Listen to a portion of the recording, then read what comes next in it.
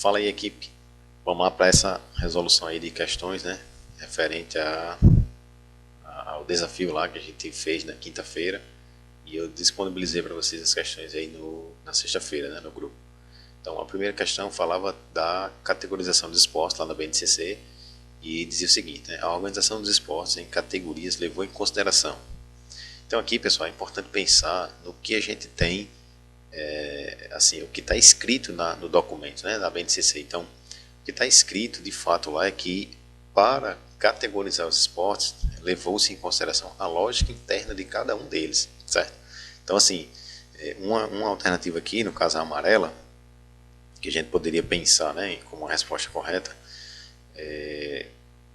ela tem aqui diferenças que passa para vários âmbitos, né, assim, de cada esporte. Por exemplo, os materiais, o espaço onde está sendo jogado.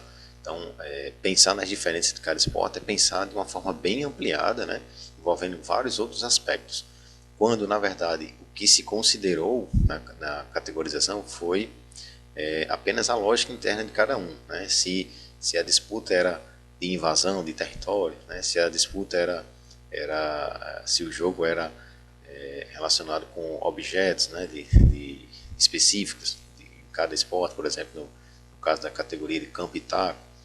Então foram lógicas internas aí de cada modalidade, de cada esporte que fizeram com que a gente tivesse aí as 7 categorias dos esportes, né? E aí é interessante fazer esse destaque, que são 7 categorias lá no BNCC, e se você não lembra, as 7 é importante fazer a leitura lá, né, para saber cada um, porque a gente tem uma tendência aí grande de aumento do número de questões da BNCC nos próximos concursos, né? É possível que isso aconteça, então é importante demais ficar atento a esse documento, tranquilo? Então aqui, ó, a gente tem como correto, né, nessa questão o post-itzinho aqui verde, beleza? E nesse caso aqui o amarelo ficando errado, tranquilo? Na próxima questão 2, a gente tem esse destaque aí do coletivo de autores, né? Então, conforme o livro Metodologia do Ensino da Educação Física, a avaliação deve servir para indicar o grau de aproximação ou afastamento do eixo curricular. Destaca ainda que a avaliação tem um sentido, uma finalidade, um conteúdo e uma forma. Quanto à forma, assinale a alternativa correta.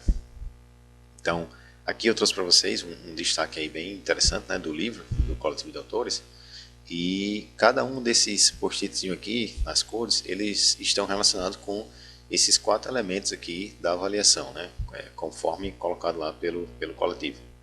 Então, por exemplo, o sentido, né, tem relação aqui exatamente com essa concretização de um projeto pedagógico, articulado com um projeto histórico, interesse de classe trabalhadora.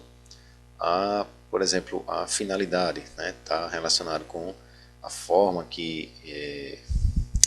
com a questão de organização, identificação e compreensão e explicação da realidade, e aqui no caso não é a forma, né? Isso aqui é a finalidade, certo? Aqui a gente tá, né, nessa questão a gente está buscando o que diz respeito à forma, né? E aqui, como conteúdo, por exemplo, conteúdo diz respeito à cultura corporal, né? E aí você faz a seleção desse conteúdo, né, em função da relevância para o projeto pedagógico da escola. E, por fim, né, de fato, considerando exatamente o que a gente tem como correto em relação à forma, a gente ficou com o post-it azul aqui na resposta correta, né? Então, a forma está relacionada com o ser dialógico, comunicativa, produtiva, criativa, reiterativa e participativa. Então, a gente pensa na avaliação considerando a forma, né, e aí o que está explícito pelo coletivo de autores é que essa avaliação, quanto à forma, deve ser dialógica, comunicativa, produtiva, criativa, reiterativa e participativa.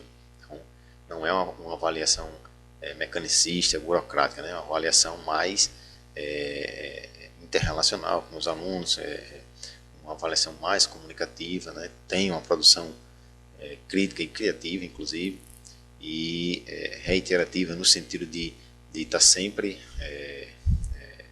fazendo, né, avaliações, a famosa avaliação contínua, né? Então são elementos aí importantes para a gente destacar nessa questão, tranquilo? Então essas outras alternativas aqui, né, o caso dos post-its, todos esses, o laranja, o verde e o rosa estão errados, considerando que cada um deles tem relação com outros elementos, né? O sentido, a finalidade e o conteúdo. Maravilha? Questão 2, post-it azul.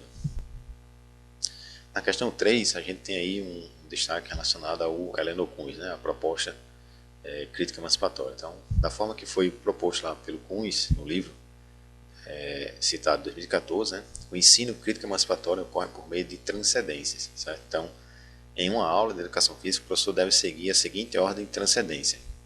A gente tem, né, as três transcendências dos limites, como o Heleno Kuhn coloca, e aí na hora de ensinar, o professor precisa entender essa relação para primeiro proporcionar aos alunos uma experimentação, né? Se o conteúdo é esporte, e aí, por exemplo, está falando do atletismo, como ele trata bem lá, né, no livro, um dos livros dele, ele coloca que você precisa deixar a criança experimentar o que ela sabe sobre o atletismo, né? Então, quando você pensa aí, né, exatamente na experimentação como sendo o primeiro ato de transcendência,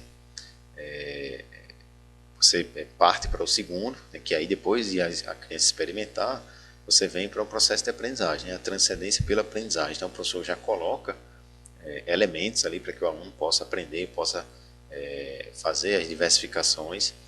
E aí, por fim, ele traz a transcendência dos limites, né, pela criação.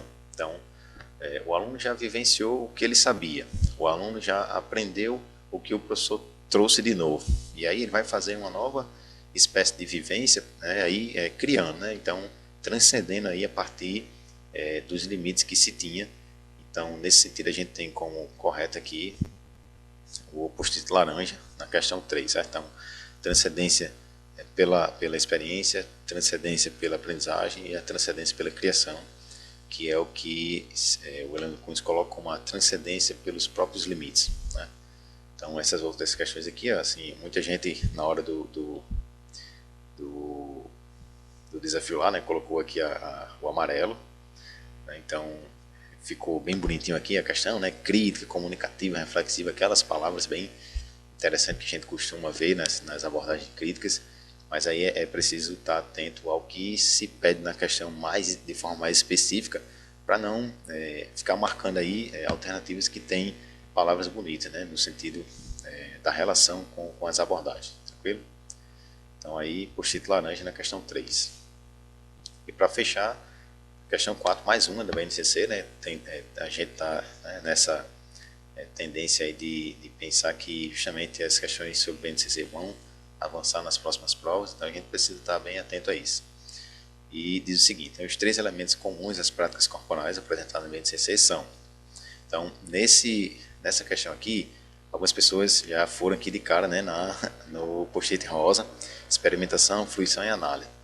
Só que é preciso exatamente ficar atento a esses enunciados, porque em nenhum momento esse enunciado aqui fala de dimensões do conhecimento, certo? Então, assim, dimensões do conhecimento, a gente tem 8 lá na BNCC e aqui tem 3. E aí está bem bonitinho, está bem correto essas 3, né? Experimentação, fruição e análise.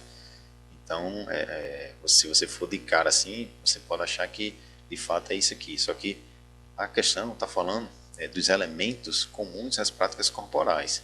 E aí esses elementos a BNCC destaca que são 3, né? E aí a gente tem o post-it verde aqui como correto, que é primeiro, inclusive, é o movimento corporal, comum a todas as práticas, a organização interna e o produto cultural.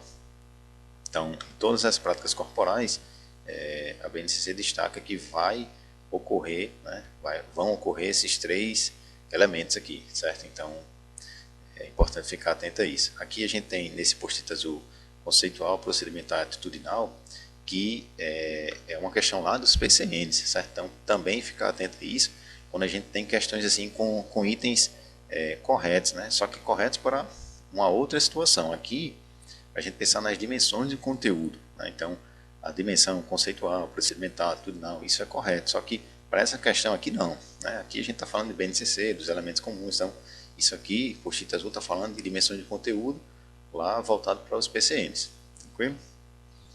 Então, é isso aí, pessoal. Mais uma dicasinha aí referente a algumas questões.